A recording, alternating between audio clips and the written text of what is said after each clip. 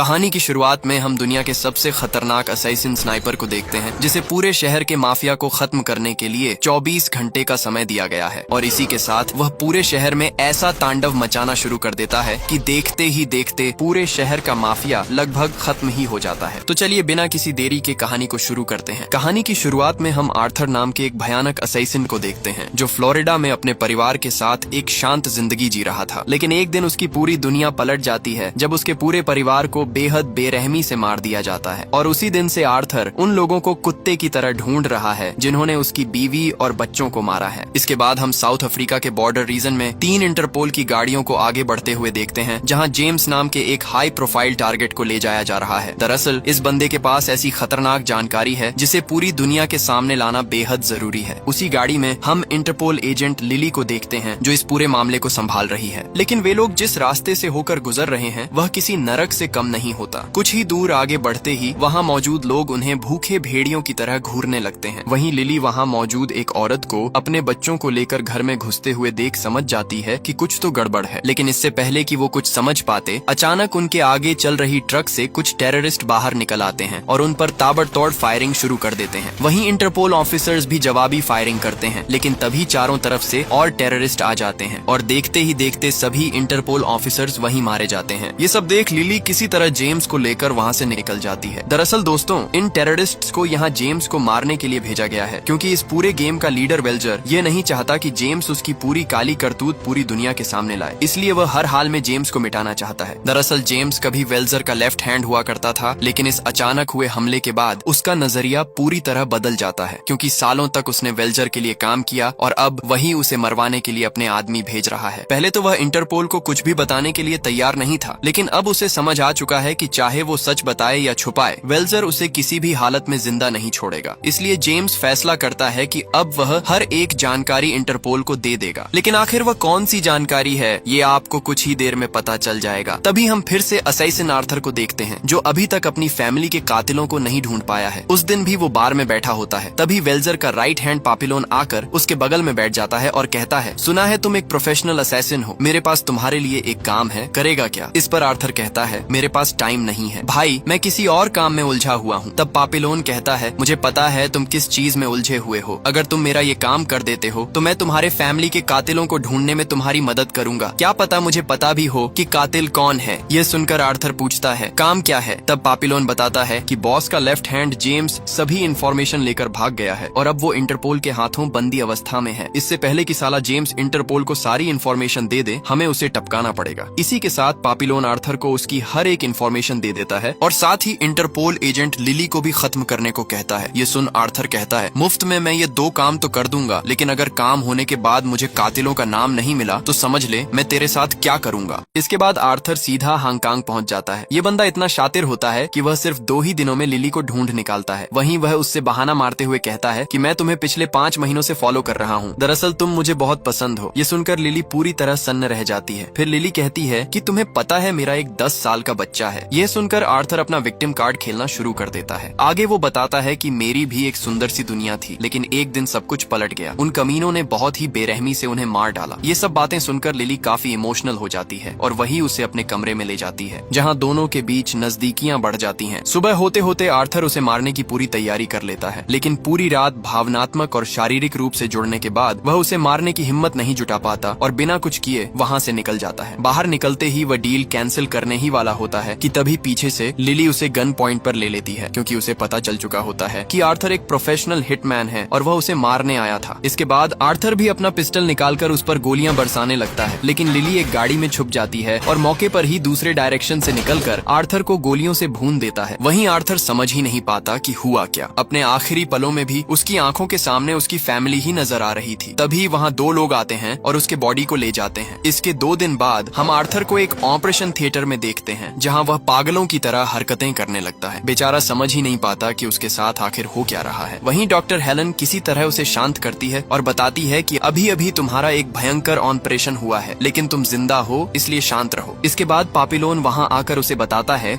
कि तुझे वहाँ भेजा गया था उसे मारने के लिए। अब समझ आया ना, दुश्मन को बिना मारे पीछे छोड़कर आना कितना डेंजरस होता है। तेरे छाती पर उसने गोली ठोक कर तुझे टपका दिया था, लेकिन मैंने तुझे दोबारा जिंदा किया है। ये सुन आर्थर मन ही मन सोचता है कि साला कौन सा नशा करके आया है रे? सुबह सुबह बोलता है मेरे को दोबारा जिंदा किया है। वहीं आगे पापिलोन बताता है कि यही है इस कंपनी का खासियत, हम किसी भी मरे हुए आदमी को जिंदा कर सकते हैं और हम उन्हीं को जिंदा करते हैं जो हमारे काम के हैं। तो बता, इंटरपोल के फोन से जेम्स का क्या इन्फॉर्मेशन मिला? अभी वे लोग जेम्स को कहाँ रखे हुए हैं? तभी इस गेम का मास्टरमाइंड वेल्जर वहाँ आ जाता है और उसे साफ साफ कह देता है, सुन बेटा, तेरे को जिंदा करने के लिए 10 करोड़ का इंजेक्शन डाला गया है, तो साफ साफ बता दे कि उस फोन से क्या इन्फॉर्मेशन मिला तुझे। वहीं आगे से आर्थर कहता है, मुझे कुछ भी नहीं पता, फोन में कोई भी जरूरी इन्फॉर्मेशन नहीं मिली। ये सुनकर बूढ़ा कहता है, तो तू जिंदा क्यों है? पापिलोन, मार दे इसे। तभी पापिलोन डॉक्टर हेलन से उसे पॉइजनस इंजेक्शन देने को कहता है, लेकिन जैसे ही हेलन इंजेक्शन लगाने जाती है, आर्थर उसे धक्का दे देता है और एक चाकू उठाकर वहाँ मौजूद गार्ड्स को भयंकर तरीके से काटने लगता है। ये सब देख डॉक्टर हेलन काफी ज्यादा डर जाती है और वहाँ से भागने लगती है, लेकिन मौके पर ही आर्थर उसे पकड़ लेता है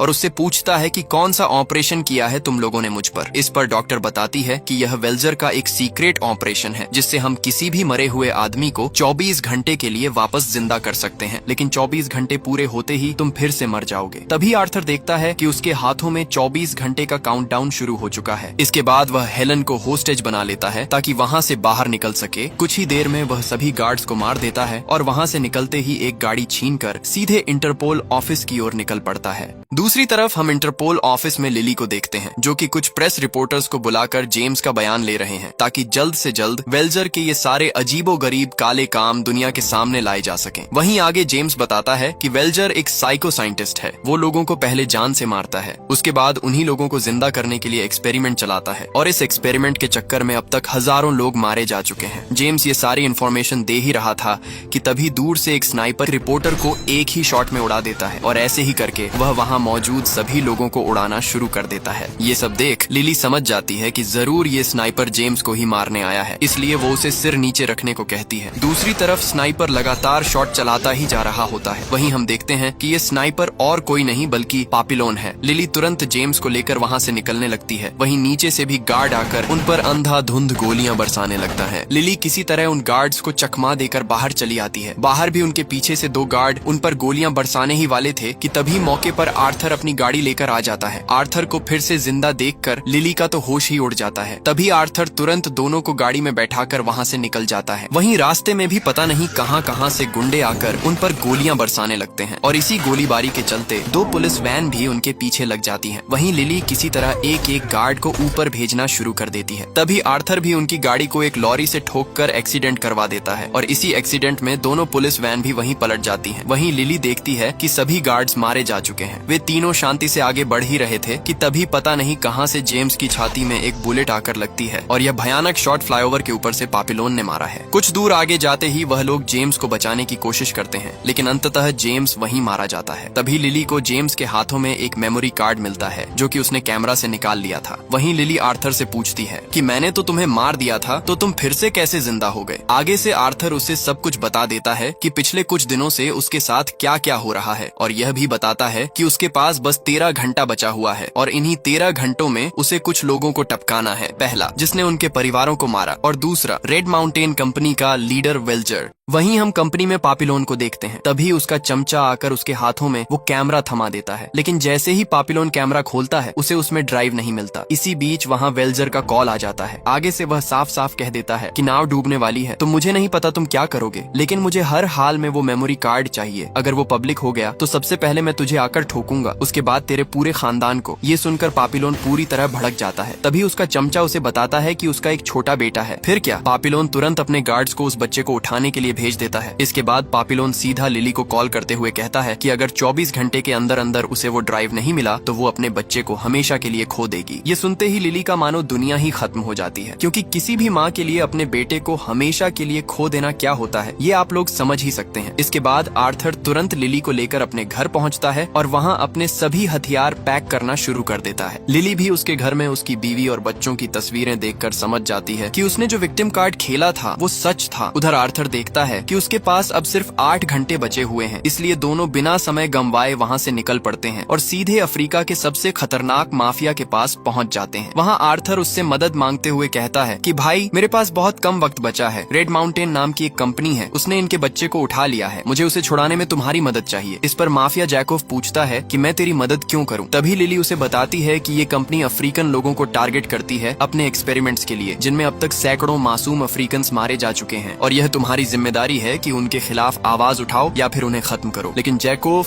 उनकी ये सारी बातों को बेबुनियाद मानकर खारिज कर देता है। लेकिन जैसे ही लिली उस पेन ड्राइव से वीडियो दिखाती है, तब जाकर जैकोव को यकीन होता है कि ये लोग सच कह रहे हैं। इसलिए जैकोव उनसे वादा करता है कि वो उस कंपनी को डुबाने में उनकी हर मुमकिन मदद करेगा। दूसरी तरफ हम वेल्जर के चमचे बॉबी को देखते हैं, जिसे यहाँ लिली का बच्चा और ड्राइव की अदला बदली करने के लिए भेजा गया है। कुछ देर में वो लोग स्पॉट तक पहुँच जाते हैं। वहीं आगे से आर्थर कहता है कि इस बैग में तुम्हारा ड्राइव और कुछ पैसे रखे हुए हैं, तो इसे ले जाओ और बच्चे को हमारे हवाले करो। लेकिन आगे से बॉबी कहता है कि बच्चा तो नहीं मिलेगा भाई, हम पैसे भी लेंगे और बच्चे भी। तुम दोनों ने रेड माउंटेन कंपनी से पंगा लेकर बहुत बड़ी गलती कर दी है, अब तुम दोनों यहीं मारे जाओगे। तभी जैकोव अपने सभी हट्टे कट्टे अफ्रीकन भाइयों को बुलाता है। वहीं आर्थर कहता है, जानता है इन्हें, ये वो लोग हैं जिन्हें तू लोग हर साल उठाकर एक्सपेरिमेंट चलाता है, इसलिए आखिरी बार कह रहा हूँ बच्चे को दे और सीधा यहाँ से निकल जा, नहीं तो ये लोग तुझे कच्चा चबा जाएंगे। लेकिन बॉबी उल्टा आर्थर से बहस करने लगता है। वो उसे वहीं मारने जा रहा था, लेकिन मौके पर ही जैकोव उसका काम तमाम कर देता है। इसी के साथ वहाँ दोनों टीमों के बीच घमासान युद्ध शुरू हो जाता है। वहीं अफ्रीकन भाई लोग हाथ में जो मिलता है उसी से उन्हें पेलना शुरू कर देते हैं। लेकिन इसी बीच जैकोव के भी कुछ लोग मारे जाते हैं। तभी हम देखते हैं कि उनमें से एक आरपीजी लेकर आ जाता है। यह देख वेल्जर के लोग वहाँ से धूम दबाकर भागने लगते हैं और उसी वक्त वह बंदा उनकी गाड़ी पर मिसाइल लॉन्च कर देता है। ये सब देख लिली वहीं टूट कर रोने लगती है, क्योंकि उसे लगता है कि उसका बच्चा उसी गाड़ी में था। तभी आर्थर उसे समझाता है कि उसका बच्चा उस गाड़ी में नहीं है, चलो यहाँ से दूसरी गाड़ी में चलते हैं। किस्मत से लिली को वहीं अपना बच्चा मिल जाता है। तभी आर्थर देखता है कि उसके पास बस 36 मिनट बचे हुए हैं और अब इसी टाइम के अंदर ही उसे अपनी बीवी बच्चों के कातिल और उस रेड माउंटेन कंपनी के मालिक को भी टपकाना है। इसीलिए वह लिली को अलविदा कहकर रेड माउंटेन कंपनी की तरफ निकल पड़ता है। यहाँ हम देखते हैं कि आर्थर उसी कंपनी के एक गार्ड को होस्टेज बना लेता है और उसे कहता है कि मैं जैसे बोलूं वैसे ही करता जा। अपने लीडर को फोन करके बता कि तूने मुझे पकड़ लिया है और मुझे कंपनी में लेकर आ रहा है। इसी के साथ वह वेल्जर को इन्फॉर्म करवा देता है कि मैंने साले को पकड़ लिया है, गेट वगैरह खुला रखो।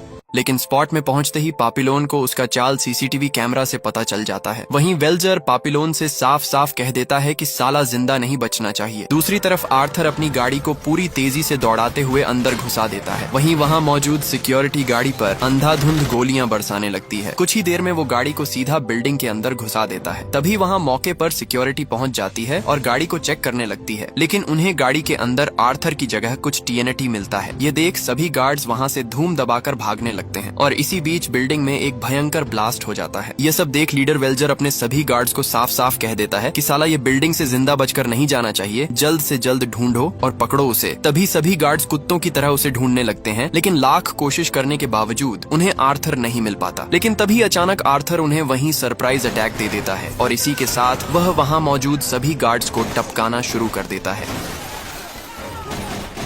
वहीं हालात को बिगड़ते देख वेल्जर अपने गार्ड्स को साफ साफ कह देता है कि जो भी आर्थर को टपकाएगा उसे मैं $4 मिलियन दूंगा। लेकिन आर्थर तो आर्थर है भाई, शेर का बच्चा है। वहीं वह अंधाधुंध गोलियां बरसाते हुए वेल्जर के ऑफिस में एंट्री मारता है। तभी वहां एक और कुत्ता उस पर झपट पड़ता है, लेकिन आर्थर उसे भी एक ही झटके में ढेर कर देता है। ये सब देख बूढ़ा साला डर के मारे वहां से भागने लगता है, लेकिन मौके पर ही आर्थर उसके टांग में गोली चला देता है और वहीं दोनों को गन पॉइंट में ले लेता है। तभी बूढ़ा आगे से कहता है कि तू मुझे मारेगा साले, मैंने तुझे जिंदा किया है। दूसरी तरफ आर्थर को तो मानो कोई फर्क ही नहीं पड़ता, वो उल्टा पिस्टल को लोड करने लगता है। वहीं बूढ़ा समझ जाता है कि ये साला आज मुझे टपका कर ही जाएगा, इसलिए आगे वो आर्थर से कहता है कि मुझे मार के क्या फायदा, तेरा असली गुनहगार वो ब्लैक ड्रेस में बैठा हुआ है, उसी ने तेरी बीवी और बच्चे को टपका दिया था। ये सुनकर तो आर्थर के पैरों तले जमीन ही खिसक जाता है, क्योंकि पापिलोन ही था जिसने आकर उसे कॉन्ट्रैक्ट दिया था और बदले में वही उसे उसकी फैमिली के कातिल का नाम बताने वाला था। लेकिन कहते हैं ना दोस्तों, दुश्मन अक्सर हमारी आंखों के सामने होता होता है, लेकिन हम उसे देख नहीं पाते। वहीं आर्थर उससे पूछता है क्यों? वहीं पापिलोन कहता है मेरा कुछ गलती नहीं है, मुझे तो ये तक नहीं पता था कि वह तुम्हारा फैमिली है। यही कमीने वेल्जर ने मुझे कॉन्ट्रैक्ट दिया था तेरी बीवी और बच्चों को मारने के लिए, और तू मुझसे क्या पूछ रहा है? इससे पहले तू भी तो यही करता था ना, कॉन्ट्रैक्ट लेकर लोगों को मारना। दूसरों को मारने में मजा आता है भाई, लेकिन जब मुसीबत अपनी फैमिली के ऊपर आती है तब समझ में आता है कि हमने कितनी बड़ी गलती कर दी है। अभी सोच क्या रहा है? चल मार दे मुझे। लेकिन आर्थर उसकी बातें सुनकर उसे छोड़ देता है और तभी उसका काउंटडाउन भी खत्म हो जाता है, जिससे बेचारा वहीं मर जाता है। ये सब देख पापिलोन भी इमोशनल हो जाता है, क्योंकि वह भी ये काम अपनी फैमिली के लिए ही कर रहा था, और बेचारे का तो फैमिली भी मार दिया गया और अब खुद भी मर गया। इसलिए वह बंदूक उठाकर आर्थर का काम खुद निपटा देता है। जी हाँ दोस्तों, वह सीधा वेल्जर को नरक भेज देता है, लेकिन तभी मौके पर ही वहाँ गार्ड्स भी आ जाते हैं और सीधे पापिलोन को भी उड़ा देते हैं। फिर क्या दोस्तों, इसी तरह आज की ये मास्टरपीस मूवी यहीं खत्म हो जाती है। अगर कहानी अच्छी लगी हो दोस्तों तो मेरी दूसरी वीडियो भी जरूर चेकआउट करें। आपका बहुत बहुत धन्यवाद।